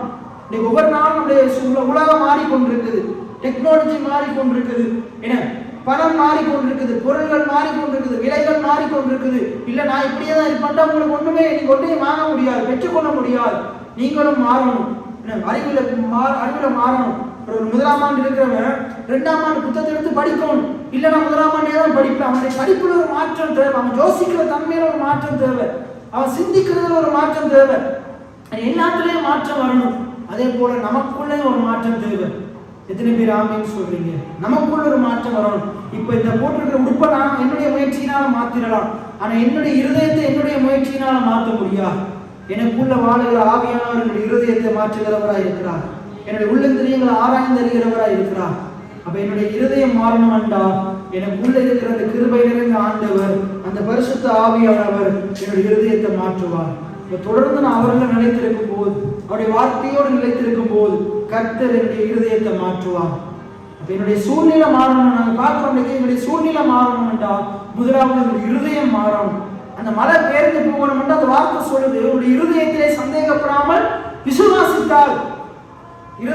இருதயத்திலே சந்தேகப்படாமல் விசுவாசித்தால், விசுவாசித்து சொன்னபடி ஆகும். நம்ம இருதயத்துல சந்தேகத்தோடு விசுவாசிச்சு சொன்னா நடக்காது. இருதயத்துல சந்தேகம் இருக்கக்கூடாது. எந்த சந்தேகம் இருக்கக்கூடாது? மழை பேர்ந்து போகணும்டா, ஒருவேளை பேராம இருக்கணுமோ, பேரலாட்டு என்ன பண்றது? நிச்சயமா பேருந்து போகும். அப்ப என்னுடைய வாழ்க்கை நிச்சயமா மாறும். என்னுடைய எல்லா சூழ்நிலைகளையும் கர்த்தர் மாற்றத்தை ஏற்படுத்துவார் என்ற விசுவாசம் தேவை. அதே போல இன்னைக்கு நான் குறிப்பா பார்க்கறது, என்னுடைய வாழ்க்கையில நான் விட வேண்டிய காரியத்தை நிச்சயமா ஆண்டவர் எனக்குள்ள இருந்து அதை பிடுங்கி எறிவார். நான் எப்படி அதை அந்த அடிமைத்தனத்திலிருந்து நான் வெளியே வருவேன்னு தெரியாது, ஆண்டவர் அதிலிருந்து வெளியே கொண்டு வருவார். இப்போ நான் ஒரு வேளை பொய் சொல்லுகிறவனா இருந்தா, இன்றைக்கும் நான் பொய் சொல்லி கொண்டிருப்பனா இருந்தா, அப்ப நான் என்ன செய்யக்கூடாது? ஐயோ, நான் இந்தந்த விஷயத்துல தான் சரியா இருக்கிறேனே, இந்த பொய் என்ற விஷயத்துல தான் நான் எப்படி இருக்கிறேன், மோசமானவனா இருக்கிறேனே, நான் ஒருவேளை குற்றவாளியோடு இருப்பனா இருக்கக்கூடாது. நான் என்ன செய்யணும்? ஒவ்வொரு நாளும் என்ன செய்யணும்? ஆண்டவரே என்னுடைய கிருபையை தாங்க, நான் இனி பொய் சொல்லக்கூடாது. நான் இந்த பொய் சொல்லுகிற இந்த பாவத்திலிருந்து நான் வெளியே வரணும். இந்த பொய் சொல்லுகிற இந்த சூழ்நிலையிலிருந்து நான் வெளியே வரணும். ஆண்டவர், இது உங்களுக்கு பிரியமில்லாத காரியமா இருக்குது, பொய் சொல்லக்கூடாதுன்னு நம்முடைய கற்பனை சொல்லுது. ஆனால் பொய் சொல்லுகிறவனா இருக்கிறனே, ஆண்டவரே எனக்கு கிருபையை தாங்க, எனக்குள்ள வாழுகிற பரிசுத்த ஆவியானவரே எனக்கு உதவி செய்யுங்கன்னு சொல்லி ஒவ்வொரு நாளும் நாங்கள் என்ன செய்யணும்? ஆண்டவரே எனக்கு நடக்கக்கூடாது, எதிரெல்லாம் நான் ஆண்டுடைய வார்த்தைக்கு விரோதமாக நடக்கிறனும். கொஞ்சம் அவதான் உங்களுடைய வாழ்க்கையில் எதிரெல்லாம் நீங்கள் இந்த வசனத்துக்கு விரோதமாக நடக்கிறீங்களோ, ஒவ்வொரு நாள் ஆண்டவரே என்னுடைய கிருபையை தாங்க, ஏன்னா நான் என்ன செய்யணும்? பொய் சொல்லக்கூடாது, நான் இந்த தவறான காரியங்களை யோசிக்க கூடாது, ஏன்னா ஆண்டுடைய காரியத்தில் ஈடுபடணும், ஜெபிக்காமல் இருக்கக்கூடாது, வேதத்தை வாசிக்காமல் இருக்கக்கூடாது அப்படின்னு ஒவ்வொரு நாளும் ஆண்டவரே என்னுடைய கிருபையை தாங்க, கிருபையை தாங்க, கிருபையை தாங்க அதிகமாக ஆண்டவரை நோக்கி கூப்பிடும் போது, ஆண்டுடைய கிருபையை பெற்றுக்கொள்ளும் போது உங்களுடைய வாழ்க்கையில தன்னை போலவே அந்த மாற்றம் வரும். ஒரு நாள் நீங்க சத்தியத்தை தொடர்ந்து பொய்யே பேசாதவர்களாக மாறிடுவீங்க. உங்களுக்கு அதே போல உங்களுடைய வாழ்க்கையில விட வேண்டிய பாவங்கள் எப்படி நீங்க விட்டீங்கன்னு தெரியாது, அது உங்களை விட்டு தூரமா போயிடும், பாவம் தூரமா போயிடும். நீங்க எப்படி மாறணும்னு உங்களுக்கே தெரியாது. ஒரு பிள்ளை சின்ன வயசுல இருந்து எப்படி இப்ப நான் எப்படி வளர்ந்தேன்னு எனக்கே தெரியாதது போல, அதே போல எனக்கு இருதயம் எப்படி நான் எப்படி இப்படி மாறினேன், வாய் திறந்து பேசவே கூச்சப்படுறேன்னா எப்படி இப்படி வார்த்தையை பேசுகிறோம்னா மாறினேன்னு எனக்கே தெரியாம மாறினது போல உங்களுடைய வாழ்க்கையிலையும் என்னுடைய வாழ்க்கையிலையும் இருக்கிற இந்த பாவங்கள், விட வேண்டிய காரியங்கள் எப்படி இல்லாம போனோம்னு தெரியாம நாங்கள் வளர்கிறவங்களா இருப்போம். எத்தனை பேர் ஆமென் சொல்றீங்க? அதே போல இன்னைக்கு சபையில நிறைய பேர் சாட்சி சொன்னா நான் கேட்டிருக்கிறேன், எனக்கு எல்லாம் முதல்ல ஜெபிக்கவே தெரியாது, ஜெபிக்கிறனால பயமா இருக்கும், வெக்கமா இருக்கும். அன்றைக்கு நான் எப்படி ஜெபிக்கிறேன்னு எனக்கே தெரியாது.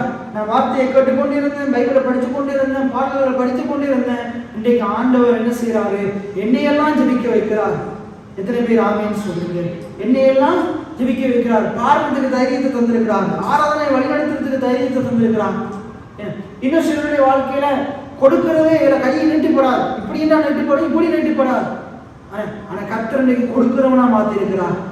முதல்ல நான் கஞ்ச பிசினாரி என்னுடைய வாழ்க்கையில சொல்ல போனா 1000 ரூபாய்க்கு 5 சென்ட் எடுக்கிறவனா இருந்தேன். ஆனா இன்னைக்கு கர்த்தர் தாராளமா ஏராளமானவனா மாற்றி இருக்கிறார். எப்படி வந்தது? உடனே வரல, கர்த்தர் மாற்றினார். என் சிந்தனை முதல் மட்டுமான சிந்தனையா இருந்தது, இன்றைய கர்த்தர் சிந்தனையை மாற்றி இருக்கிறார். அப்ப எப்படி இதெல்லாம் மாறிச்சு? எல்லாம் கர்த்தர் ஆவியானவரால் வந்தது, வார்த்தையினால வந்தது, வார்த்தையை இருதயத்தில் வைக்கிறதுனால வந்தது. அப்ப உங்களுடைய சூழ்நிலையில கர்த்தர் நிச்சயமா மாற்றுவார். அதுக்கு கர்த்தர் பயன்படுத்துகிற மிக முக்கியமான வழி என்னென்றா, சூழ்நிலையை மாற்றுகிறதுக்கான அந்த வார்த்தையாகிய விதையை ஒரு இருதயத்தில் வைக்க சொல்றாங்க. எத்தனை பேர் ஆமென் சொல்றீங்க? அப்படி உங்களுடைய சூழ்நிலை எந்த சூழ்நிலையா இருந்தாலும் அது மாறணும் என்றால் அதற்கு ஒப்பான வேத வார்த்தையாகிய விதையை நீங்க உங்களுடைய வாக்குத்தத்தத்தை ஒரு இருதயத்தில் வைக்கும் போது, அதை விசுவாசிக்கும் போது, அதையே பேசிக் கொண்டிருக்கும் போது, அதையே அறிக்கை செய்யும் போது, என தொடர்ந்து அதை நம்பி விசுவாசித்து உங்களுடைய வாழ்க்கையில ஒவ்வொரு சூழ்நிலைகள் மத்தியிலையும் ஏற்ற வாக்குத்தத்தங்கள் எடுத்து அதை பார்த்து பேசும்போது நிச்சயமா உங்களுடைய சூழ்நிலைகள் மாறும். அப்போது சொன்னது போல வியாதி என்ற சூழ்நிலை இருக்குமா இருந்தால் ஆண்டவர் ஆரோக்கியம் வர பண்ணுவார் என்ற வாக்குத்தத்தத்தை எடுத்து, ஆண்டவரின் பரிகாரியாகிய கர்த்தர் என்ற வாக்குத்தத்தத்தை எடுத்து, கர்த்தரை வாதையின் கூடாரத்தை அணுகாது கொள்ளாமல் எனக்கு நேரிடாத என்ற வார்த்தையை எடுத்து அதையே தொடர்ந்து பேசும்போது, அதையே விசுவாசிக்கும் போது உங்களுடைய வியாதி என்ற சூழ்நிலை உங்களுடைய சரீரத்திற்கு பிடுங்கப்பட்டு அது கடல்ல நகப்படும். எத்தனை பேர் ஆமென் சொல்றீங்க? எல்லாம் ஒரு ஆமென் சொல்லுவோமா? அதே போல உங்களுக்கு கொடுக்கிற பாவ சுபாவங்கள், பாவ எண்ணங்கள், விட வேண்டிய காரியங்கள், அது என்ன உங்களால விட முடியாம இருக்கலாம், உங்களுடைய பலத்தினால உங்களுடைய முயற்சியினால விட முடியாம இருக்கலாம். சோர்ந்து போகாதீங்க, குற்றவோடு இருக்காதீங்க. ஏன்னா ஒவ்வொரு நாள் ஆண்டவர் சொன்ன, ஆண்டவரே என்னுடைய கிருபையை தாங்க, நான் இதுல அடிமையா இருக்கக்கூடாது, நான் இந்த தவறான பழக்க வழக்கத்துக்கு அடிமையா இருக்கக்கூடாது. எந்த காரியத்துல நீங்க அடிமையா இருக்கிறீங்களோ, எந்த உங்களோட வாழ்க்கையில இருக்கு, அநேகருடைய வாழ்க்கையில ஆண்டவருக்கு பிரியமில்லாத பழக்க வழக்கங்கள், காரியங்கள் இருக்குது, அதுல வெளியே வர முடியாம இருக்குது. நீங்க ஆண்டவர்கிட்ட கேட்கணும் ஒவ்வொரு நாள், ஆண்டவரே என்னுடைய கிருபையை தாங்க. காலம்புற கண்ணை முடிச்ச உடனேயே சொல்லணும், ஆண்டவரே இன்றைக்கு நான் உங்களுடைய வசனத்தின்படி நடக்கும், இன்றைக்கு நான் என்னுடைய நடக்க பேச்சு உங்களுக்கு பிரியமா இருக்கும். நான் அடிக்கடி எனக்கு கூட தியானிக்கிற சங்கீதம் இருக்குது, 19ஆம் சங்கீதம். எல்லாம் திருப்பிக் கொள்ளுங்க. சங்கீதம் 19ஆம் அதிகாரம் சங்கீதம் 19ஆம் அதிகாரம், சங்கீதம் 19ஆம் அதிகாரத்தில் கடைசி 3 வசனங்களும் நான் அடிக்கடி எனக்குள்ளே நான் படிக்கிறது பேசுறது வழக்கம். சங்கீதம் இந்த வார்த்தை சொல்லுது பாருங்க, தன் பிழைகளை உணர்கிற மனுஷன் யார்? மறைவான குற்றங்களுக்கு என்னை நீங்களாக்கும், துணிகரமான பாவங்களுக்கு உம்முடைய அடியேனை விலக்கிக்காரும்,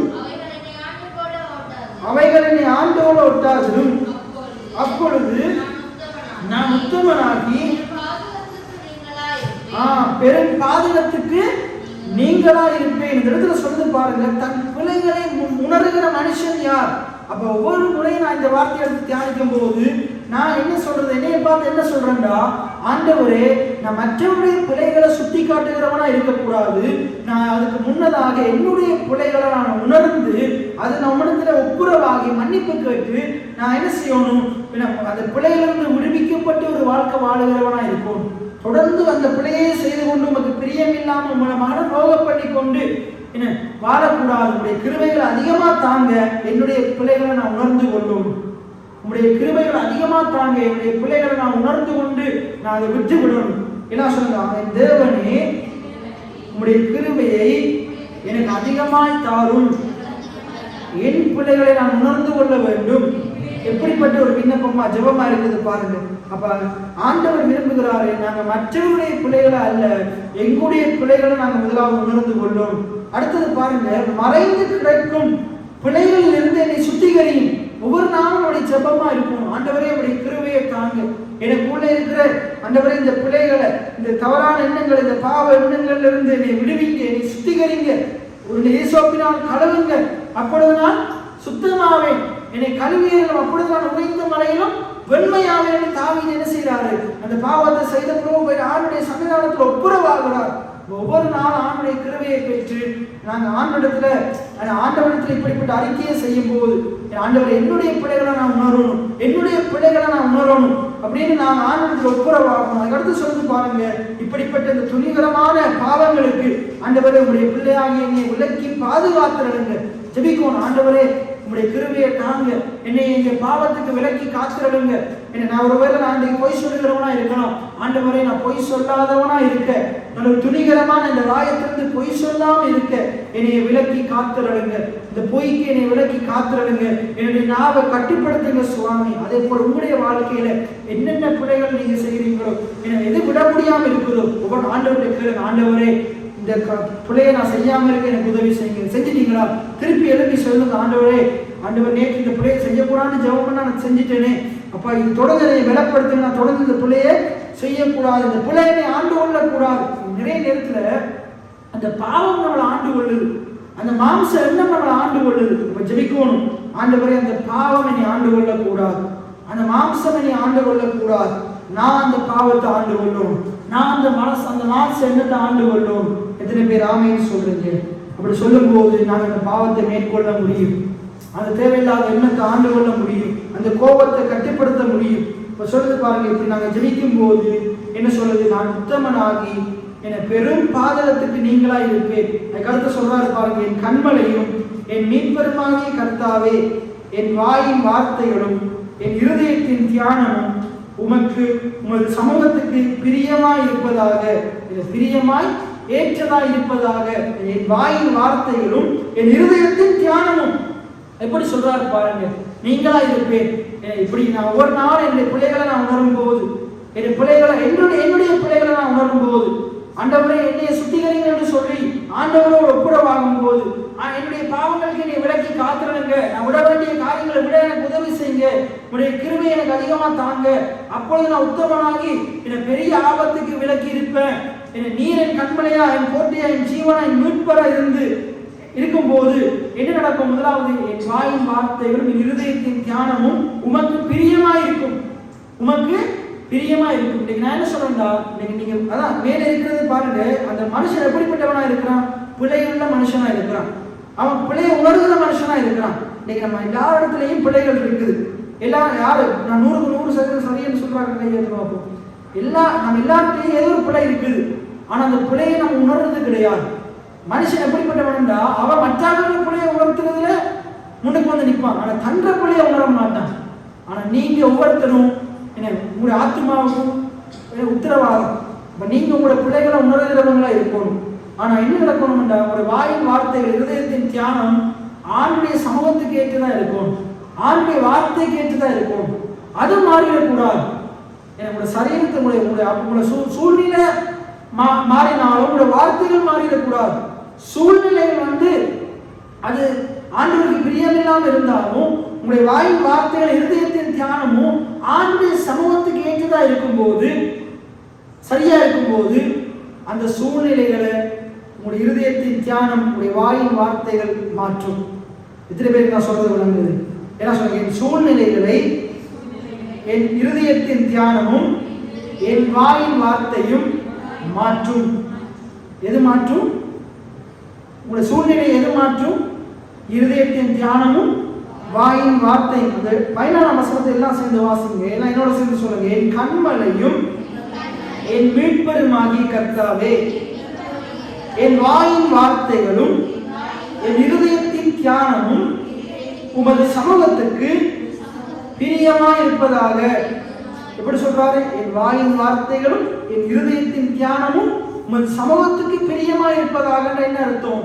என்னுடைய வாயின் வார்த்தையும் என்னுடைய இருதயத்தின் தியானமும் உம்முடைய வாயின் வார்த்தையை போல உம்முடைய இருதயத்தின் தியானத்தை போல இருப்பதாக. எப்படி சொல்றாரு? என்னுடைய வாயின் வார்த்தை என்னுடைய இருதயத்தின் தியானம் உம்முடைய வசனத்தின்படி இருப்பதாக. என்ன சொல்லுங்க? என்னுடைய வாயின் வார்த்தை என்னுடைய இருதயத்தின் தியானம் தேவனுடைய வசனத்தின்படி இருப்பதாக.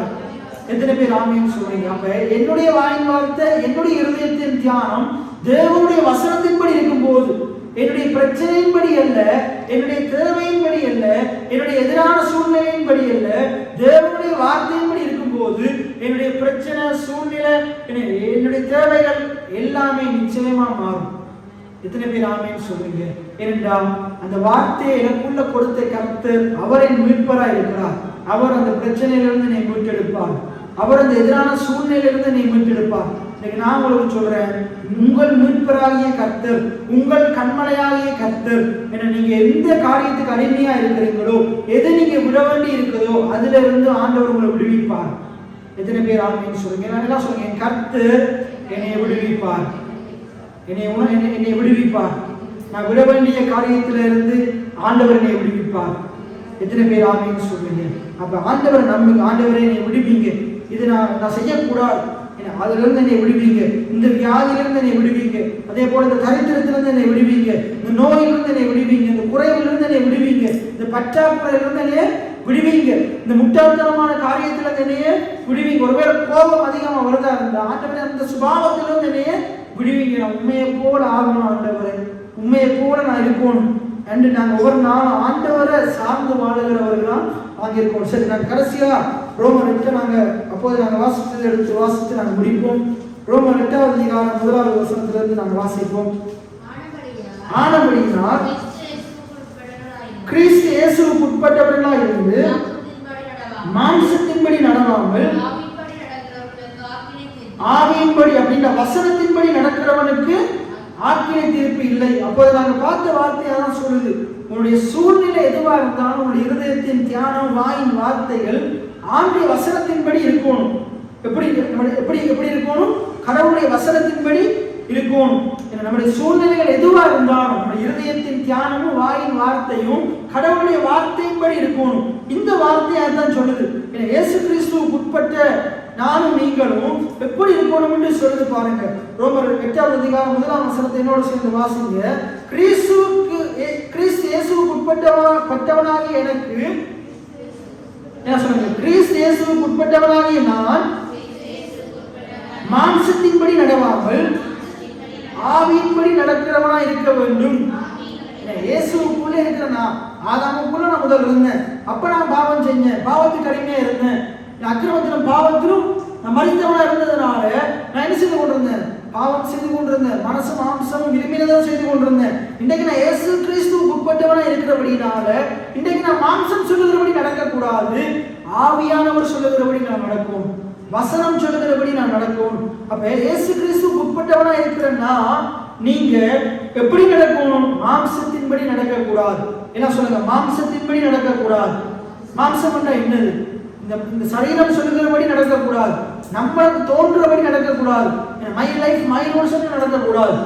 எப்படி நடக்கணும்? ஆவியின்படி நடக்கணும். அப்படின்னா வசனத்தின்படி நடக்கணும். என்ன சொல்லுங்க? வசனத்தின்படி நடக்கணும். ஆதாம் எப்படி நடந்திருக்கணும்? வசனத்தின்படி நடந்திருக்கணும். தேவன் சொன்ன வார்த்தையின்படி கீழ்ப்படி நடந்திருக்கணும். ஆனால் அவன் செஞ்ச பாவம் என்னது? பாவம் என்றால் என்னது? வசனத்தை மீறி செய்ததுதான், கீழ்ப்படியாமல் நடந்ததுதான் பாவம். அதே போல நம்முடைய வாழ்க்கையிலேயே நாங்க வசனத்துக்கு மிஞ்சி நடக்கிறது எல்லாமே பாவமா இருக்குது. அப்ப ஆண்டவரே, நாங்க ஜெபிக்கணும், உடைய கிருபை அதிகமாக எடுத்தாங்க, உடைய வசனத்துக்கு விரோதமா நான் என்ன செய்யக்கூடாது? பாவம் செய்ய கூடாது.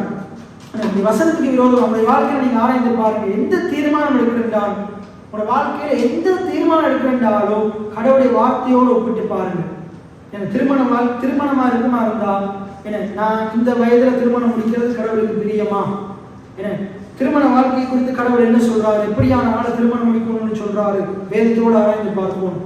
அதே போல வாழ்க்கையில மிக முக்கியமான முடிவுகள் எடுக்கும்போது, தீர்மானங்கள் எடுக்கும்போது கடவுளுடைய வார்த்தையோடு இசைந்து தீர்மானம் எடுக்கணும். ஞாயிற்றுக்கிழமை நான் வேலைக்கு போறது சரியா, ஆலயத்துக்கு போறது சரியா? கடவுளுடைய வார்த்தை என்ன சொல்லுது? இன்னைக்கு ஞாயிற்றுக்கிழமை அது எத்தனை ஆயிரம் தந்தாலும், எத்தனை லட்சம் தந்தாலும் நாங்கள் வேலைக்கு போறது ஆண்டவருக்கு பிரியம் கிடையாது. இப்போ நான் இந்த கிழமை ஆராய்ந்து பார்த்தேன். கடந்த ஒரு 3-4 மாசமா இங்கே ஒவ்வொரு நாளும் வந்து விளையாண்டாங்க பொடியங்க. ஆனால் இந்த 2 கிழமையா ஒரு பொடியங்களை காணல. ஏனென்றா அங்கே பூசை நடக்குது.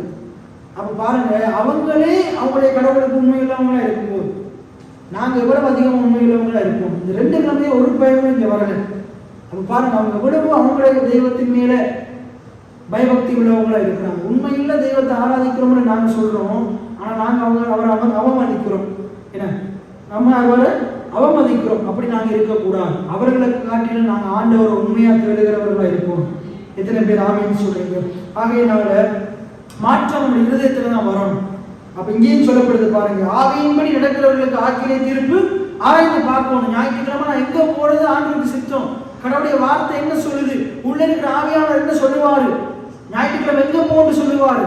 ஞாயிற்றுக்கிழமை பாவி தேவனுடைய சமூகத்துக்கு வரமாட்டான்னு சங்கீதத்துல சொல்லப்படுது.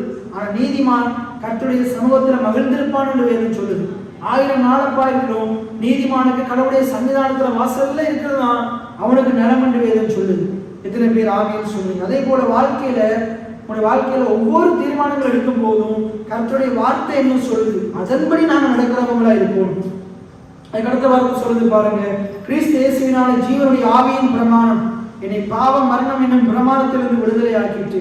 அப்ப இயேசு கிறிஸ்துவுக்கு உட்பட்ட நான் பாவத்துக்கு அடிமை இல்லை, மரணத்துக்கு அடிமை இல்லை. பாவம் என்னை ஆண்டு கொள்ள முடியாது, மரணம் என்னை ஆண்டு கொள்ள முடியாது. அதெல்லாம் சொல்லுங்க. இயேசு கிறிஸ்துவுக்கு உட்பட்ட எனக்கு, இயேசு கிறிஸ்துவுக்கு உட்பட்ட என்னை பாவம் ஆண்டு கொள்ள முடியாது, மரணம் ஆண்டு கொள்ள முடியாது.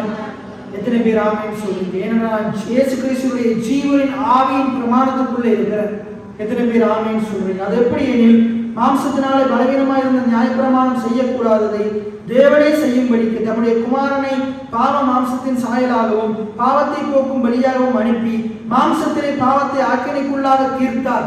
இயேசுவுடைய மாம்ச சரீரத்தின் மூலமா பாவத்தை ஆண்டவர் என்ன செஞ்சிட்டார்? ஆக்கினைக்குள்ளாக தீர்த்துட்டார்.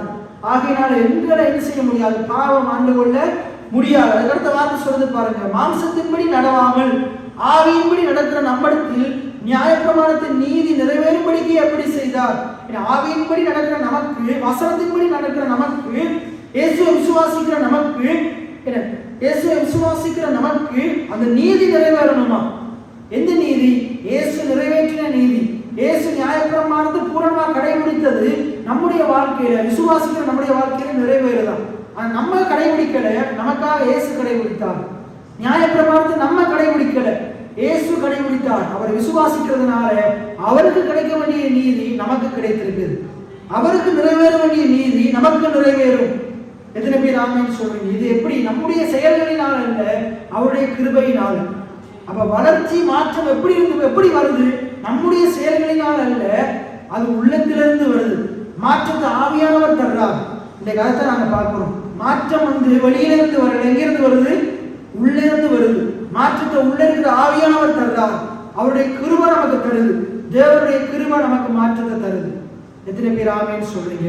இன்னைக்கு தேவனுடைய கிருபை உங்களோடு இருக்கிறதுனால, கர்த்தர் உங்களோடு இருக்கிறதுனால நம்முடைய சூழ்நிலைகள் மாறும்.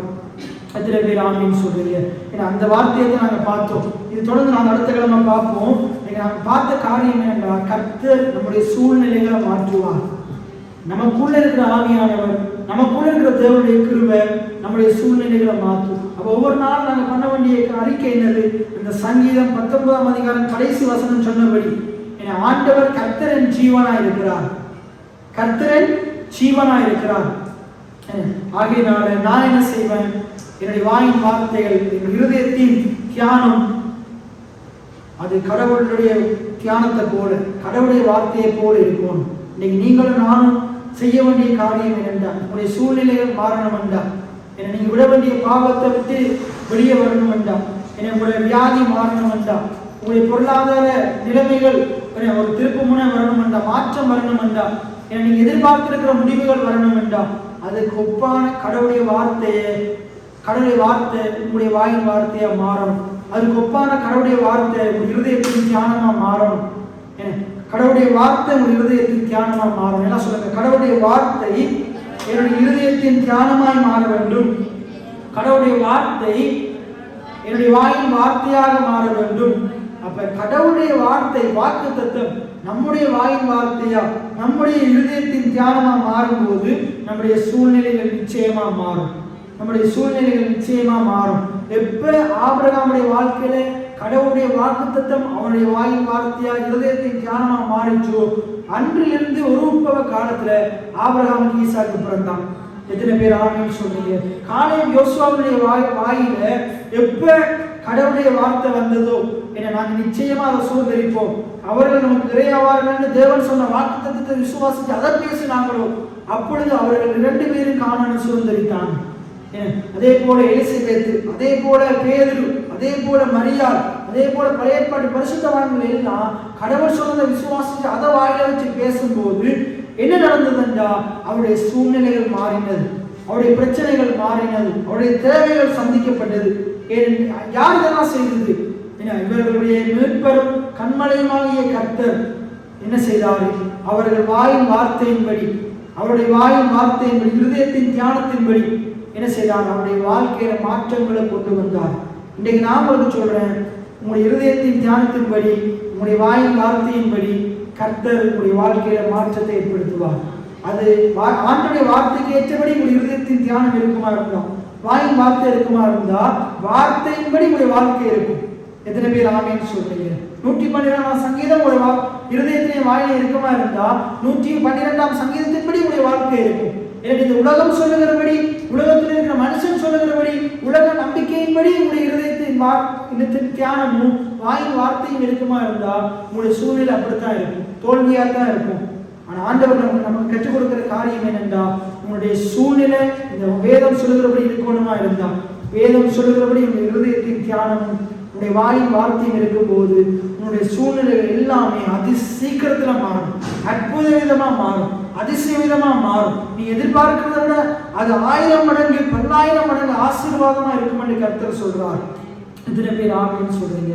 அப்படி நாங்கள் அனைவரும் எழுந்து நின்றவர்களாக இந்த வார்த்தையை நாங்கள் கர்த்தரிடத்தில் ஒப்புக் கொடுப்போம். நாங்கள் அனைவரும் எழுந்து நின்றவர்களாக இன்றைக்கு ஆண்டவர் நம்முடைய சூழ்நிலைகளை மாற்றுகிறவராக இருக்கிறார் என்பதை குறித்து பேசினார். நமக்குள்ளே குடிகொண்டிருக்கிற பாவத்திலிருந்து ஆண்டவர் 2000 வருடத்துக்கு முன்பதாக ஆண்டவர் ஒரு விடுதலையை தந்தார். ஆனால் இன்றும் நாங்கள் ஆண்டுடைய வார்த்தைக்கு விரோதமாக வார்த்தையை மீறி பாவம் செய்கிறவர்களாக இருக்கிறோம். நாங்கள் ஜெபம் பண்ணுவோம். ஆண்டவரே, உங்களுடைய கிருபை அதிகமாக எங்களுக்கு தாங்க. ஆண்டவரே, 19ஆம் சங்கீதம் 12ஆம் 13ஆம் 14ஆம் வசனம் சொல்லுகிறது, தன் பிள்ளைகளை உணர்கிற மனுஷன் யார்?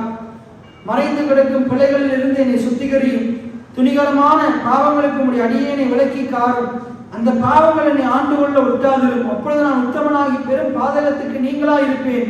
என் கண்களையும் என் மீட்பராகி கர்த்தாவே, என் வாயின் வார்த்தைகளும் என் இருதயத்தின் தியானமும் உமக்கு பிரியமாயிருப்பதாக அந்த சங்கீதக்காரன் சொல்லுகிறானே, அதே போல ஆண்டவர் என்ற இடத்தில் இருக்கிற நாங்களும் அப்பா அறிக்கையிடுகிறோம். சுவாமி, எங்களுடைய பிள்ளைகளை நாங்கள் உணர்ந்து கொள்ள ஒவ்வொரு நாளும் ஆண்டவரை நாங்கள் காலையில் எழும்பி ஆண்டவருடைய கிருபையை பெற்றுக்கொள்ள உங்களுடைய கிருபைக்காக காத்திருக்க எங்களுக்கு உதவி செய்வீராக. சுவாமி, ஒவ்வொரு நாளும் ஆண்டவரே இந்த நாளெல்லாம் நம் பிள்ளைகளை மேற்கொள்ள, பாவத்தை மேற்கொள்ள எனக்கு உதவி செய்யுங்க. நம்முடைய கிருபைக்கு காத்திருக்க எங்களுக்கு உதவி செய்கிறார் ஆண்டவரே. எங்களுடைய பிள்ளைகளை உணர்கிற பிள்ளைகளாய், மனுஷர்களாய் நாங்கள் இருக்க உதவி செய்யுங்க. எங்களுக்குள்ளே மறைந்து கிடக்கிற ஆண்டவரே, நாங்கள் வெளிப்படாதாமல் எங்களுக்குள்ளே இருக்கிற மறைமுகமாக தனிப்பட்ட முறையில் இருக்கிற பாவங்களை ஆண்டவரே தகப்பன் நீர் அறிந்திருக்கிறீர் சுவாமி. அதை மனிதன் அறியாமல் இருக்கலாம், என்னுடைய உறவுகள் அறியாமல் இருக்கலாம், என்னுடைய போதகர் அறியாமல் இருக்கலாம். ஆண்டவரே, நான் உமக்கு முன்பாக வெளியரங்கமாக இருக்கிறேன். என்னுடைய எல்லா பிள்ளைகளும் உமக்கு தெரியும் ஆண்டவரே. தகப்பனே, அதிலிருந்து விடுதலையாக எனக்கு உதவி செய்யுங்க. அதை விட்டுவிட எனக்கு உதவி செய்யுங்க. பாவத்தை மேற்கொள்ள எனக்கு உதவி செய்யுங்க. பாவம் என்னை ஆண்டு கொள்ளாது இருப்பதாக, நான் எல்லாவற்றையும் ஆண்டு கொள்ள எனக்கு உதவி செய்யுங்க. நீர் எனக்கு அதிகாரத்தை தந்திருக்கிறீரே, ஆளுகையை தந்திருக்கிறீரே. ஆனால் இந்த உலகமும் உலகத்தின் மாம்ச இச்சைகளும் என்னை ஆண்டு கொள்ளுகிறது.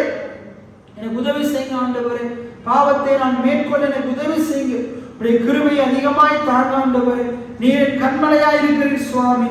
எல்லாம் சொல்லுங்க, நீரின் கண்மலையாய் இருக்கிறீர் ஆண்டவரே. நீரின் மீட்பராய் இருக்கிறீர் ஆண்டவரே. உம்முடைய வார்த்தை என்னுடைய வார்த்தையாய் மாறுவதாக, உம்முடைய இருதயத்தின் தியானம் என்னுடைய இருதயத்தின் தியானமாய் மாறுவதாக. நான் உடைய சமூகத்தை விட்டு பிரியாமல் இருப்பேனாக சுவாமி. அப்படியே வாய்களை திறந்து நாங்கள் இந்த வார்த்தையை சொல்லி நாங்கள் ஜெபம் பண்ணுவோம். என்னுடைய சூழ்நிலைகளை மாற்றுகிற ஆண்டவரே, என்னுடைய இருதயத்தை மாற்றுவீராக, என்னுடைய வாயின் வார்த்தைகளை மாற்றுவீராக. உம்முடைய வாக்குத்தத்தத்தை போல என்னுடைய வார்த்தைகள் மாறட்டும். உம்முடைய வாக்குத்தத்தத்தை போல என்னுடைய இருதயத்தின் தியானம் மாறுவதாக சுவாமி. அநேக நேரங்களில் நான் உமக்கு பிரியமில்லாதவனாய் நடந்து கொண்டிருக்கிறேனே சுவாமி. அதிலிருந்து மாற வேண்டும் என்று விரும்பி மாற முடியாமல் இருக்கிறதே சுவாமி. ஆனால் நீரின் கண்மலையாய் இருப்பதனால், நீரின் மீட்பராய் இருப்பதனாலே ஆண்டவரே, நான் நிச்சயமாய் மாறுவேன் என்பதை விசுவாசிக்கிறேன். உடைய கிருபைகளை அதிகமாய் எனக்கு தருவீராக, உடைய இரக்கங்களை அதிகமாய் மேல் ஊற்றுவீராக சுவாமி. என்னை சுத்திகரிப்பீராக ஆண்டவரே. என் பிள்ளைகளை நான் உணர்ந்து கொள்ள உதவி செய்வீராக ஆண்டவரே. பாவத்தை ஆண்டு கொள்ள எனக்கு உதவி செய்வீராக, பாவத்தை விட்டு கொள்ள எனக்கு உதவி செய்வீராக ஆண்டவரே. எனக்குள்ளே வாசம் செய்கிற ஆவியானவர் சத்தியத்தின் வழியிலே நடத்துவீராக. நான் மாம்சத்தின் வழியில் நடக்காமல் ஆவியின் வழியிலே நடக்க எனக்கு உதவி செய்வீராக ஆண்டவரே. நன்றியோடு துதிக்கிறோம், ஸ்தோத்திரிக்கிறோம் சுவாமி. எங்களுக்குள்ளே வாசம் செய்யும் ஆவியானவரே, இந்நாளிலும் சித்தம் போல் நடத்தி செல்லுமையா. எங்களுக்குள்ளே வாசம் செய்யும் ஆவியானவரே, இந்நாளிலும் சித்தம் போல் நடத்தி செல்லுமையா. ஆவியானவரே, ஆவியானவரே, பரிசுத்த ஆவியானவரே, ஆவியானவரே, ஆவியானவரே, பரிசுத்த ஆவியானவரே. எப்படி நான் ஜெபிக்க வேண்டும், எனக்காக ஜெபிக்க வேண்டும், கர்த்தர் ஆவியானவரே. எப்படி நான் ஜெபிக்க வேண்டும், எனக்காக ஜெபிக்க வேண்டும், கர்த்தர் ஆவியானவரே. வேதவசனம் புரிந்து கொண்டு விளக்கங்களை அறிந்திட வெளிச்சம் தாரும் ஆவியானவரே. வேதவசனம் புரிந்து கொண்டு விளக்கங்களை அறிந்திட வெளிச்சம் தாரும் ஆவியானவரே. ஆவியானவரே, ஆவியானவரே, பரிசுத்த ஆவியானவரே, ஆவியானவரே, ஆவியானவரே, பரிசுத்த ஆவியானவரே. நல்ல ஆண்டவரே, அருமையான மாலை வேளைக்காக நன்றி செலுத்துகிறோம். உடைய பிள்ளைகளாக உடைய சமூகத்தில் இருக்க, செபிக்க, விண்ணப்பங்களை ஏறெடுக்க ஆண்டவரே, உடைய வசனத்தை கேட்க தந்த சலாக்கியத்துக்காக நன்றி. எங்கள் கண்மலையும் எங்கள் மீட்பெருமாகிய கர்த்தாவே, எங்கள் இருதயத்தின் தியானமும் எங்கள் வாயின் வார்த்தையும் உம்முடைய வாக்குத்தத்தங்களுக்கு உம்முடைய வசனத்துக்கு ஏற்றதாய் இருப்பதாக. எங்களுக்குள்ளே வாசம் செய்கிற ஆவியானவர் எங்களை சத்தியத்தின் வழிகளிலே நடத்துவீராக. அதிகமாக உடைய கிருபையை தருவீராக. ஒவ்வொரு நாளும் பாவத்துக்கு இல்லை என்று சொல்லி உடைய வாக்குத்தத்தத்தின்படி வசனத்தின்படி கீழ்ப்படிந்து வாழ வளர கனி கொடுக்க எனக்கும் எங்கள் பிள்ளைகளுக்கும் நீர் உதவி செய்திட வேண்டும்படியா ஜெபிக்கிறோம். நாங்கள் எங்களுடைய பிள்ளைகளை உணர்ந்து கொண்டு நாங்கள் எந்தெந்த பிள்ளைகளை விட்டுவிட வேண்டுமோ ஆண்டவரை நாங்கள் மாற வேண்டுமோ ஆண்டவரை எங்களுக்குள்ளே வாசம் செய்கிற ஆவியானவர் உடைய கிருபையினாலே சத்தியத்தினாலே ஆண்டவர் நீர் எங்களை தொடர்ந்து நீர் எங்களை எங்களுக்குள்ளே நீர் எங்களை கிரியை செய்து எல்லாவற்றிலும் இருந்து எங்களை விடுதலையாக்க போகிறதற்காக நன்றி செலுத்துகிறோம். தொடர்ந்து நீர் எங்களுடைய எல்லா சூழ்நிலைகளையும் எங்களுடைய வாழ்க்கையில் ஒவ்வொரு பகுதியில் இருக்கிற எல்லா சூழ்நிலைகளையும் நீர் நிச்சயமாக மாற்றத்தை ஏற்படுத்துவீர் என்பதை நாங்கள் விசுவாசிக்கிறோம். உம்மை நம்பி இருக்கிறோம், உம்மை ஆதாரமாக கொண்டிருக்கிறோம். சுவாமி, இந்த பிள்ளைகளை ஆசீர்வதிங்க.